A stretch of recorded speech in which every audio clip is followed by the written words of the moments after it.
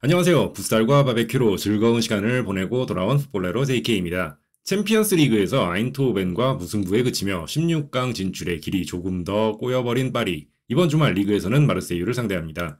스페인에 엘 클라시코가 있다면 프랑스에는 르 클라시크가 있죠. 오늘 새벽 벌어진 엘 클라시코는 바르셀로나의 완승으로 끝났고 내일 새벽에는 르 클라시크가 기다리고 있습니다. 안타깝게도 최근에는 마르세유가 예전만 못한 모습을 보이면서 르 클라시크도 최근 5경기만 놓고 보면 파리가 4승 1패로 압도적인 모습입니다.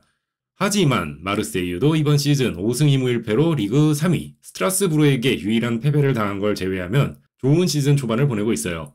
이번 시즌 퇴장 경기가 많은 게 특징입니다. 마르세유의 이번 시즌 8경기에서 나온 레드카드는 무려 6장, 이번 주말에도 나올지 어쩔지 궁금하네요.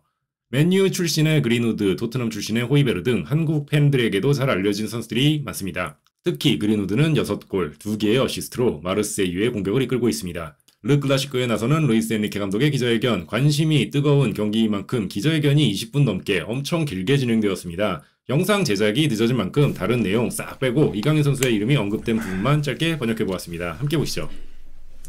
Bonjour Luis Enrique, Hugo Delon de Journal L'équipe.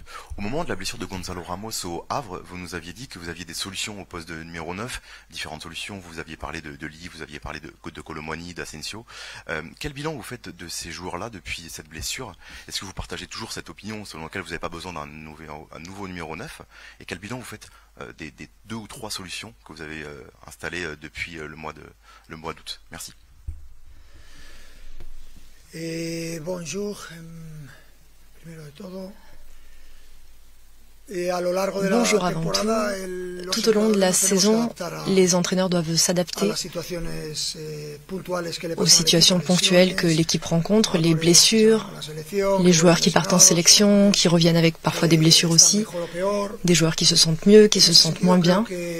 En ce sens-là, je crois que je reste sur ma ligne. Je suis contente des performances de mon équipe depuis le début de la saison et dans toutes les compétitions. Je crois que nous avons été meilleurs.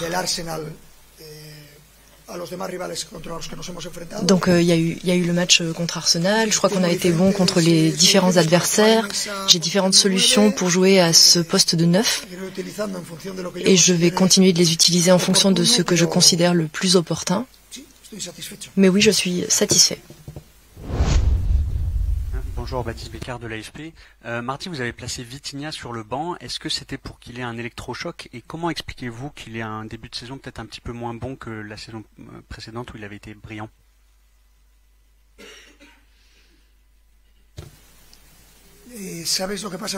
Tu sais ce qui se passe quand un entraîneur décide une chose ou une autre. Ça ne s'appuie jamais sur un caprice. C'est pas du tout mon envie du moment. Je fais pas ça comme ça au hasard. Il y a un plan que tu dessines, un plan que tu changes petit à petit, que tu travailles avec ton équipe technique. Parfois, il y a un match qui s'achève. Tu te dis que tu vas donner un temps de repos à Fabian Ruiz, à Kangin Lee, que tu vas laisser du repos à João Neves, que tu vas laisser du repos à Vitinha. Donc tout ça, ça dépend de ce que tu as vu, à l'entraînement. Il y a beaucoup de choses que vous ne voyez pas forcément et que les supporters ne voient pas, mais que moi je vois au cours des entraînements. Et en fonction de tout cela, je prends des décisions. Et par exemple, au milieu de terrain, ce sera une norme constante. Je changerai les joueurs en fonction de ce que je considère mieux pour l'équipe à long terme. Et surtout à l'approche de matchs très importants, les joueurs veulent jouer ces matchs qui sont cruciaux. Mais moi, au milieu de terrain, j'ai, je dirais, 5 joueurs de très haut niveau. Et j'inclus dans cette liste Seny Mayulu et je crois que tous peuvent être titulaires. Donc qui va jouer? Celui qui est meilleur en compétition à l'entraînement, celui qui joue le mieux à ce moment-là et qui fonctionne le mieux avec le match prévu. Et c'est pareil pour les défenseurs, c'est pareil pour les attaquants. C'est toujours comme cela que j'ai fonctionné. 리그 한 9라운드 마르세유와 파리의 경기는 한국 시간으로 10월 28일 월요일 새벽 4시 45분에 열립니다. 저는 경기 후 영상으로 돌아오겠습니다. 오늘 영상은 여기까지입니다. 시청해주셔서 감사합니다.